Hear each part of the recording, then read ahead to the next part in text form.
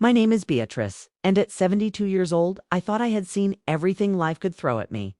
I was wrong. Dead wrong. It all started on a Tuesday morning in March, when the spring air still carried winter's bite. I was in my kitchen, the same kitchen where I had raised 4 children, where I had taught my daughters-in-law to make my famous apple pie, where I had consoled my family through losses and celebrated their victories. This kitchen was my sanctuary, my domain, my heart of the home.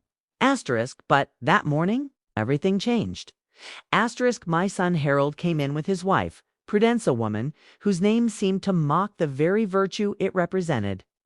They had been married for 8 years, and from day one, Prudence had made it clear that she considered me an inconvenience in her perfectly planned life. Mother. Harold said, avoiding my eyes, "We need to talk." I set down my teacup, the delicate china rattling against the saucer. Something in his tone made my stomach clench. "Of course, dear. Sit down. I'll make you both some tea." No, mother. T-U-S-T. Sit down. Prudence stood behind him, her arms crossed, that familiar look of disdain painting her sharp features. She had never been beautiful in the conventional sense, but marriage to my son had afforded her luxuries that made her appear polished, refined. Her hair was always perfectly coiffed, her clothes expensive, her jewelry gleaming. Everything about her screamed that she had elevated herself above her humble beginnings.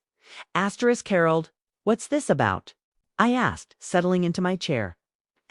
Prudence stepped forward, her voice cold as January frost. Beatrice, we've been discussing your situation. My situation? Your living arrangement, she continued, her tone growing more clipped with each word. This house is far too large for one person. You're getting older, and frankly, you're becoming invisible anyway. No one really notices whether you're here or not. The words hit me like a physical blow. Invisible.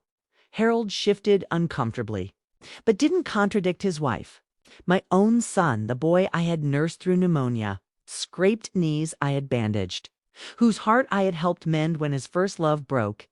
If he said nothing, we found you a lovely assisted living facility.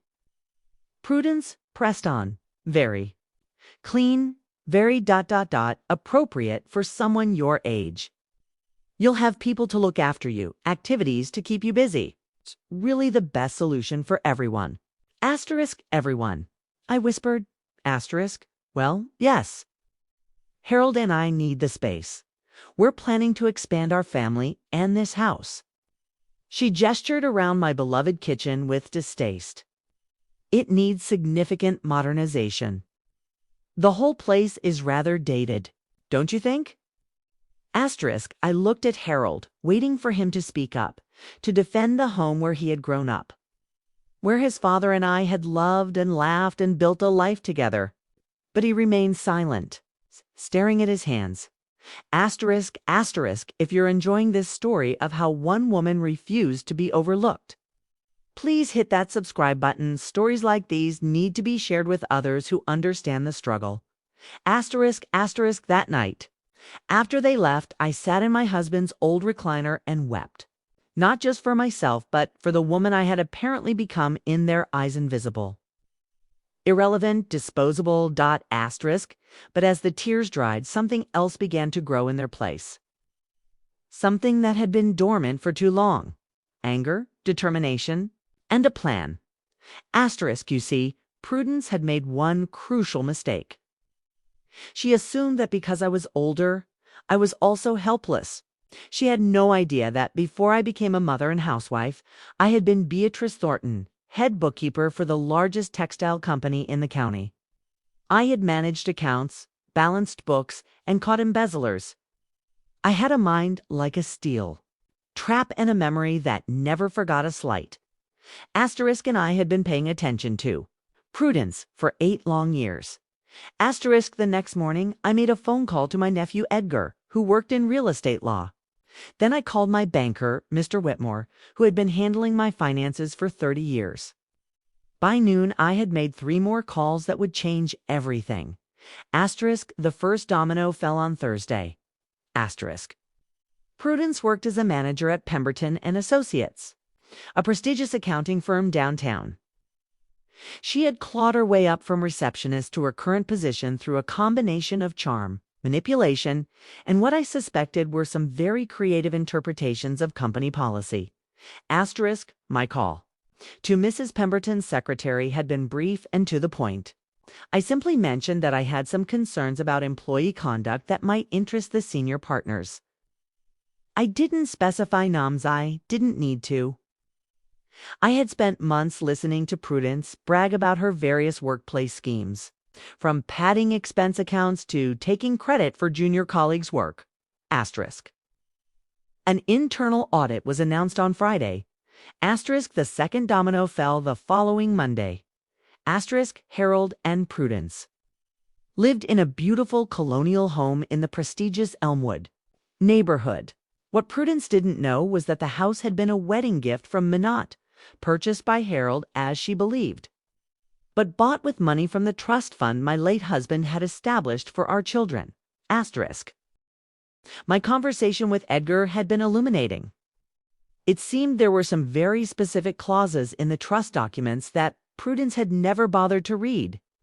Clauses that gave me certain ... options. Asterisk. By Tuesday afternoon, Harold received a certified letter from Edgar's law firm requesting a meeting to discuss the terms and conditions of the Elmwood property arrangement.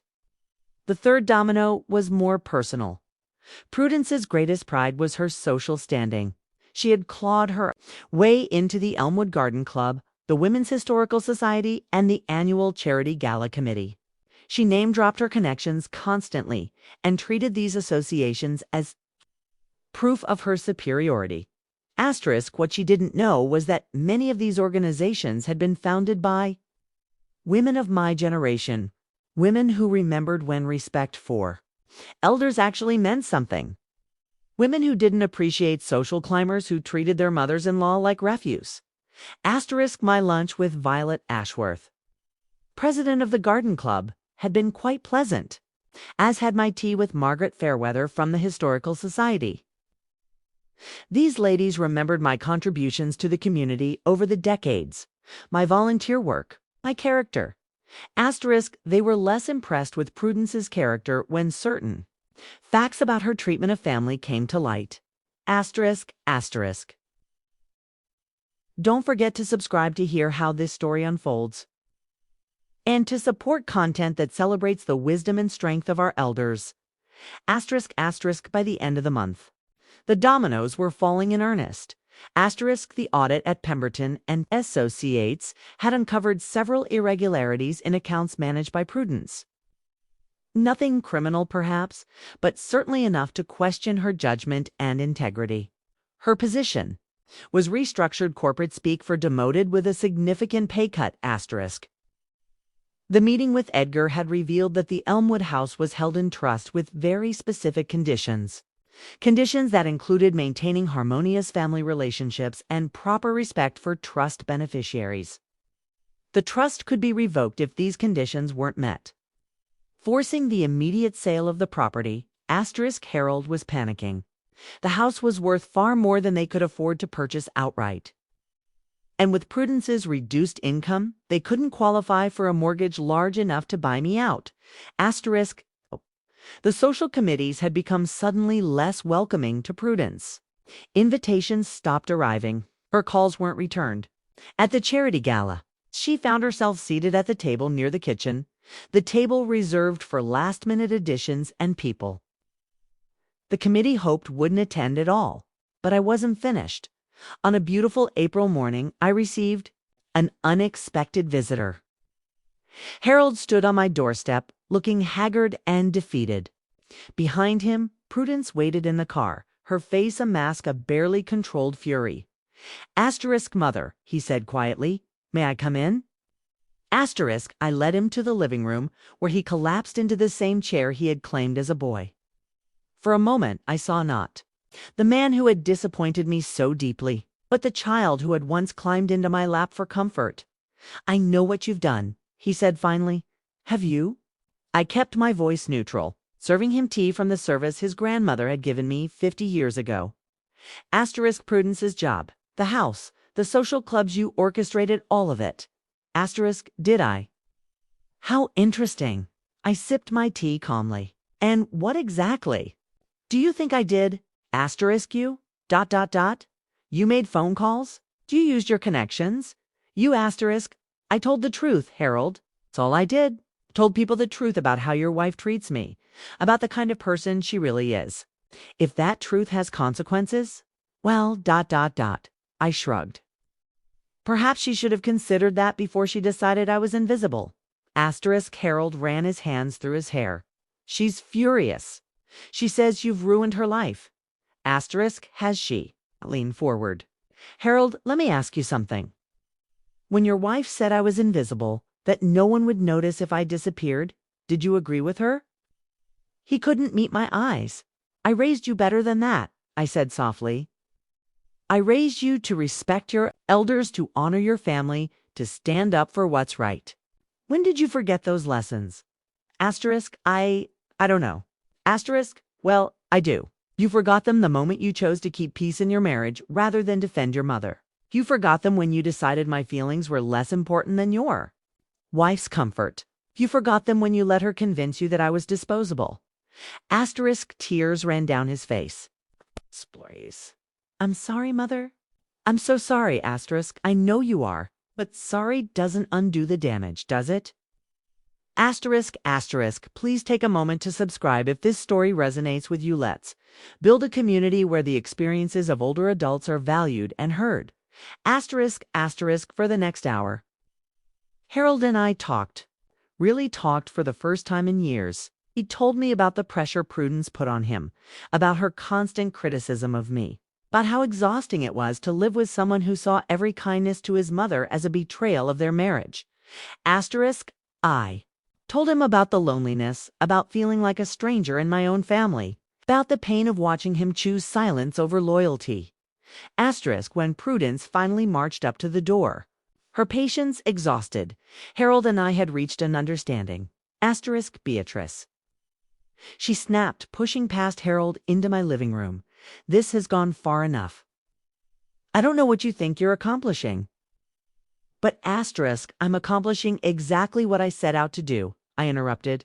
I'm making myself visible. Asterisk, her face contorted with rage. You vindictive old witch! You've destroyed everything I worked for. Asterisk, have I? Or have I simply revealed what you built your success on? Lies, manipulation, and disrespect. Asterisk, I demand. You fix this. Call your little old lady friends and tell them you made a mistake. Asterisk, I stood up, drawing myself to my full height. At 72, I might not have been as tall as I once was, but I had never felt more powerful. Asterisk, you will not make demands in my house, I said, my voice carrying the authority of 7 decades of life experience. You will not insult me under my own roof. And you will certainly not call me names. I'll call you whatever I know, Harold said firmly, stepping between us. Prudence, stop. Just ... stop. Asterisk, she whirled on him. Are you taking her side?